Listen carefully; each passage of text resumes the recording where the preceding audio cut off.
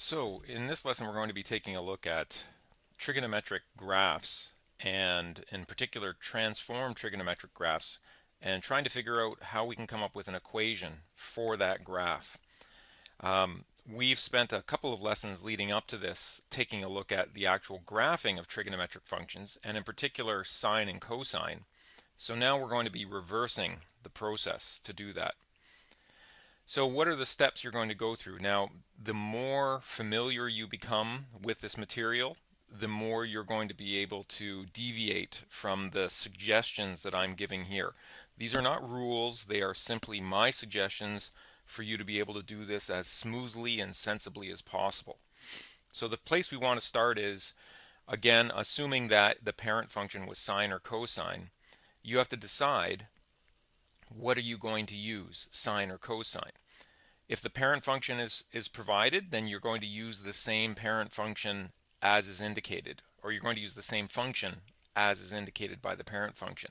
But if it's not specified, you can choose sine or cosine based on convenience, and I'll talk about that a bit as I work through these examples. I think the first thing you want to do once you've chosen your actual shape of your curve is to look at the properties of period and axis of the curve. And I would actually even reverse those. The first thing I would identify is the axis of the curve. These two values, or these two properties, are going to let you determine the k and q values for your transformed equation. There's a choice you can make here, and I strongly recommend that you do go along with this choice, which is to always choose your k value to be positive. There is no good reason for you to choose a negative k value unless there's something else in the question that specifies that you should. Once you have figured out those properties, then move on to amplitude and phase shift. Phase shift probably is something you want to leave until last. You don't have to. And even as I work through these examples, you'll see me talking about a number of these things interchangeably. Amplitude is fairly simple to determine once you've determined the axis of the curve. And then once you've got those, you're going to want to think about, and this is one of the reasons why phase shift is the most difficult property for students to deal with, because you have a lot of options on phase shift. Technically, you actually have an infinite number of options when it comes to phase shift. So I'll be discussing that as well. And then you're going to write out your equation, but considering the fact that I have emphasized the fact that there are multiple ways to do some of these properties, just keep in mind that if you're comparing answers, whether it's to the back of a textbook or an answer key on a worksheet or even to a classmate's work, you can have different representations that are valid. Don't don't overlook the value of using technology to check your answer, particularly if you're wondering, why does my answer not match someone else's answer? You can very quickly and easily put both of those answers into technology. Graphing software, Desmos comes to mind. That's probably the most common one in use right now. And if you do that, then you can very quickly and easily see what the answer should be. Okay, enough of my blathering about this. You can read this for yourself. Let's move on to some practical examples. So here is my first example. In both of the examples that I'm going to work through right now, I have indicated the parent function with a dotted line, and your task is to come up with the equation of the solid line. So if you're just following along with this video, if you're not in my class, then you should probably pause and take a look at this and try to figure it out looking at the paused screen. So I'm going to move on, and I've got a reduced size version of this so that I can have some writing room here. And I've got a list, just a reminder here of what we're going to be dealing with. So I'll try to follow these as closely as I can as I work through this. So the first thing we need to work through, or the first thing we need to decide, is are we dealing with sine or cosine? If you take a look at my parent function here, you can see that it is starting on the axis of the curve. That makes it sine. So that's easy enough to answer. Now, how about the period and the axis of the curve? And this is for the new function. So to determine the period, we need to look and see where the cycle repeats itself. I really think that the safest way to do that is to look at the distance between maximums or look at the distance between minimums. Don't try, if you can avoid it, don't try to do the period through the center line or through the axis of the curve. I feel like if you do that, then you're going to potentially run into some problems. Now, in this case, I think there's a pretty good argument that I could make for using the center line, but I'm going to come back to it in a moment. So you can do distance between maximum and maximum, maximum and maximum, minimum and minimum, whatever's convenient. In this case, I'm going to take a look at the distance between these two minimum values. And my scale, though, doesn't really lend itself very well to it. I'm going to back off to the larger. So if I want to look at the distance between these two minimums, you might look and say, well, yeah, but this scale is every 60. But pretty reliably, we can see that this minimum and this minimum are at the halfway point. And so this minimum is occurring at 30 degrees. And then halfway between 120 and 180 would be 150 degrees. And so the distance between those would be 120 degrees. So from that, I end up with a period, which we also use capital T to represent period. So this solid line has a period of 120 degrees. Now, what about the axis of the curve? The axis of the curve would be the center line. You can do this a couple of ways. Sometimes it's clear enough you can do it just by eyeballing it, which is what I'm doing here. I can see the center line goes through 2. I can verify that. If I'm correct and my center line goes through 2, then that would only occur if the maximum and minimum are equal distances from that. And from 2 to 6, that's a distance of 4. So there's my maximum line. And from 2 to -2, that's also a distance of 4. There's my minimum line. So my axis of the curve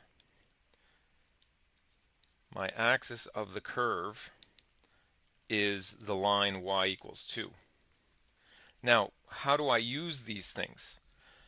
Y equals 2.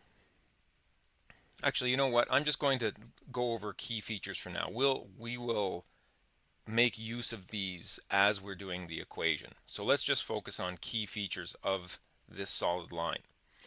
Okay, so now step 3 was amplitude and phase shift. Now the amplitude I already discussed. The amplitude is here. That would be the distance from the center line to a maximum or from the center line to a minimum, and in either of those two cases I've chosen a fairly friendly scale here, 1, 2, 3, 4, 4 units, and so from there I end up with the magnitude of the parameter A, which is actually the best symbology for amplitude. Or you could have just said this, rather than introducing parameters, I could have just done something like amplitude is equal to 4. Now phase shift, this is the most difficult part. So once again, let's go back to the large graph. Phase shift is taking a look at the idea of where should we start. In the case of the parent function, it starts on the axis of the curve. So for our transformed function, we want to find a point where this thing starts on the axis of the curve. So I think the most logical place would be right there. It actually does cross the axis of the curve, so that would require a phase shift of 0.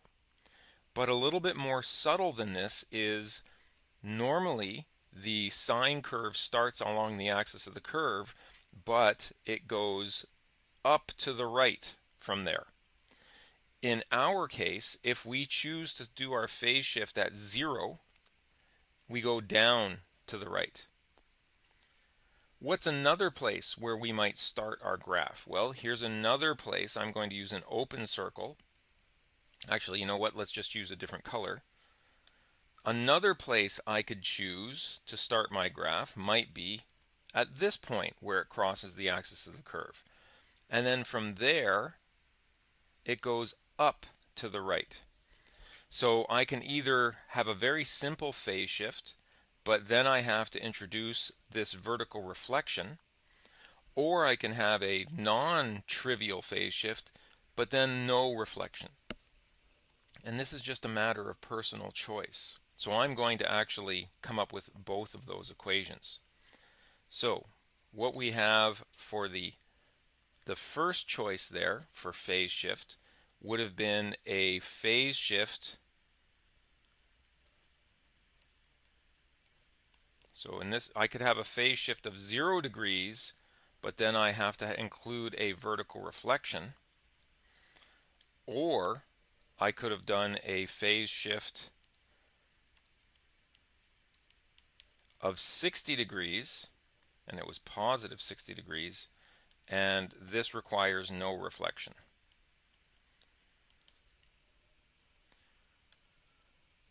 And then we come up with our equations. Now, to come up with our equations, we need to put all of these things together into their parameters. Most of them go in quite nicely. For example, my axis of the curve, this gives a Q value of 2. If I've been shifted up by 2, that means a Q value of 2. Now, depending on which one of these that I take, my amplitude of 4 means that the absolute value of A is equal to 4.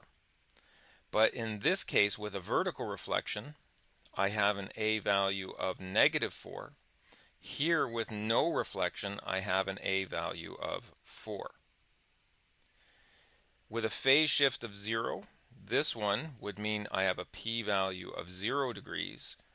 And with a phase shift of positive 60, I have a P value of 60 degrees. And then finally, I've got my period of 120 degrees. And we remember that period is equal to 360 degrees divided by K. You could rearrange this to mean K equals 360 degrees divided by period, which would be 120 degrees. Here, let me not skip a step there. Divided by T. So 360 degrees divided by a T value of 120 degrees gives me a K value of 3. Remember, it's going to be sine. So in both cases, my graph is going to be y equals A sine of bracket K x minus P plus Q. So the first graph with a phase shift of 0 would be y equals an A value of negative 4 sine of a K value of 3 x. Now it would be x minus 0 degrees. We don't normally write things that way. So we wouldn't write it as x minus 0 degrees. We would just write it as 3x plus 2. Or how else could we have done this? We could have done, matching the purple in this case, that would be a phase shift of 60 but no reflection.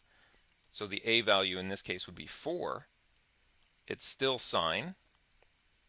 The K value is still 3.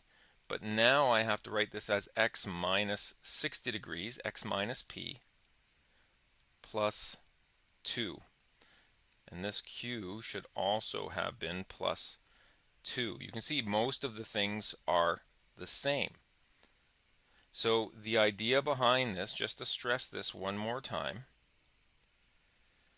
the phase shift is where I'm starting my graph, the starting line I choose for my graph. But because all sinusoidal graphs just repeat themselves over the period, and generally they reflect themselves over half of a period, then you can really choose your phase shift and your reflections any way you want to, so long as they're consistent with each other. So if you need some time to go back, review that, think about it some more, that's fine, go ahead and do so. Otherwise, if you still have some questions, let's move on to another example, and hopefully that will clarify things. Get rid of that little pesky pop-up notice. Okay, here's our second example. So once again, I've given you a parent function that's sine. So the implication here is I expect you to come up with a sine equation for this one. This solid line has obviously been shifted down, and in particular it looks like it's been shifted down to -2. That looks like the middle. Let's confirm that. If I put -2 as the middle, the highest would be -1.5 and the lowest would be -2.5. That seems to be consistent. The period would be the distance between two maximums or two minimums. So that looks to be the maximum, and that looks to be the maximum. So if I come up here, that would be there on my scale and here on my scale. So what numbers do we have there? It looks like every two horizontal scalings is 60 degrees. So that's 30, 60, 90, 120, 150, but this is of course on the negative side. So that's at -150 degrees. And then here we have 480, then it would be 510, then it would be 540 is right there, which means this marker must be at 570, and then 600 would be the next one. That horizontal distance is 570 on the positive side plus another 150 on the negative side, so that's equal to 720 degrees. So there's my period. My period is equal to 720 degrees. My amplitude, as I discussed, from -2 to -1.5, that gives me an amplitude of 0.5. My axis of the curve is at -2. What else do we need? We need a starting point. So where does sine normally start? I'm going to label the axis of the curve, or I'm going to draw in a line here for the axis of the curve. Sine normally starts on the axis of the curve. Looks to me like the most sensible place to start is there. Another place I could start might be here.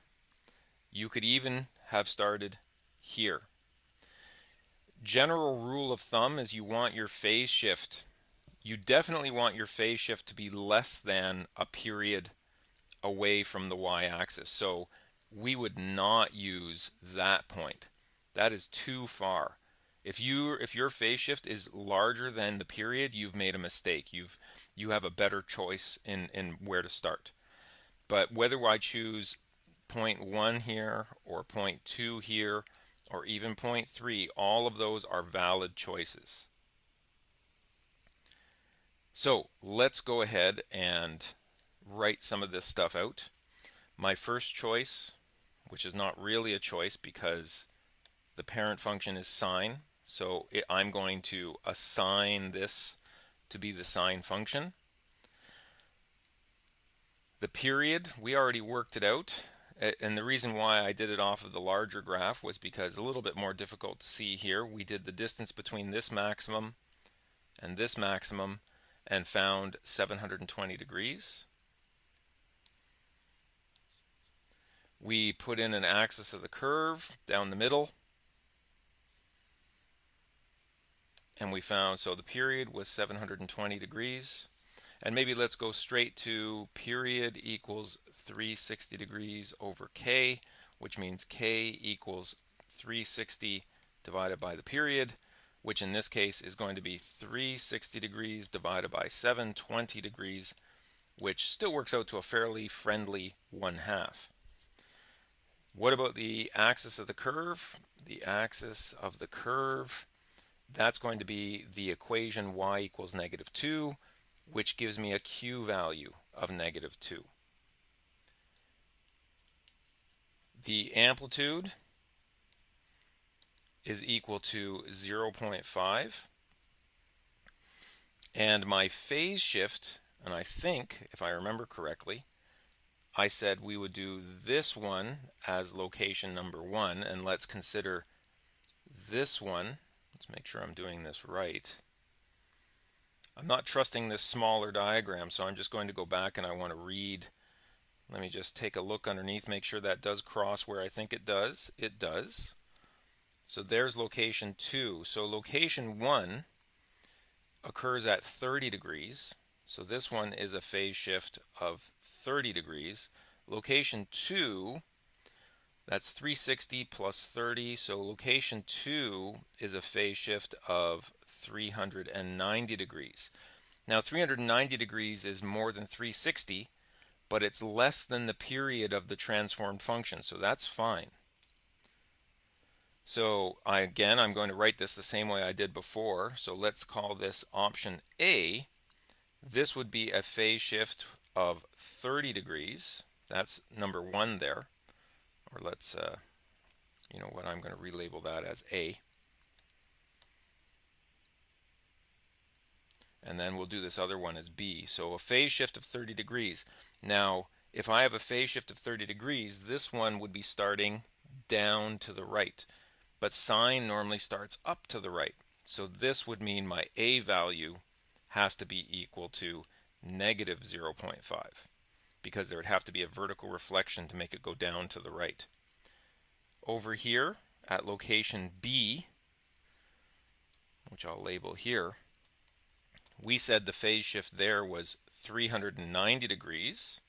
Just to verify, yes, 390 degrees right there.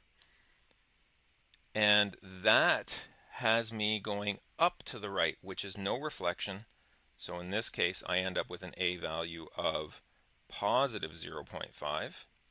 And you know what? Just for fun, because of course I have fun with this, what happens if I go here to point C, if that's my phase shift? Now once again, I'm going to have to go to the larger graph to figure out what that actual phase shift is. So that's this one, which would be that value, and that looks like, if this is negative 360, that would be negative 330 degrees. So that would be my p-value. And so for case C, my p-value would be equal to negative 330 degrees. And this is up to the right, which means my A value is positive. So from there, I can actually generate my 3 equations. So the first equation, which is for case A, y equals negative 0.5 or negative 1/2 would be fine. And it's a sine curve. The k value is, so this is going to have to be a square bracket. K value is 1/2, and it's going to be x minus 30 degrees. And my vertical shift is down by 2. I could also have done y equals positive 0.5 sine of k value 1/2. This is a positive number, so it's x minus 390 degrees this time, down by 2. Or, in this case, I went a little further with a third option. Y equals, once again, and you know what, let's just write it this way, 1/2 sine, k value is also 1/2, but this is a negative p-value, which means when I write it this way, it becomes x plus 330 degrees, but the shift is still down by 2. And if you were to take all 3 of these equations and put them into a graphing software such as Desmos or GeoGebra, they would all lie on top of each other. They are equivalent expressions. And there are an infinite number of equivalent expressions here based on different combinations of phase shift and reflections. So that's it for this lesson. I have some other examples on a worksheet which will be posted to the web page, a couple of examples from the textbook, and I will probably do another video going through some of those worksheet problems if students are experiencing difficulty.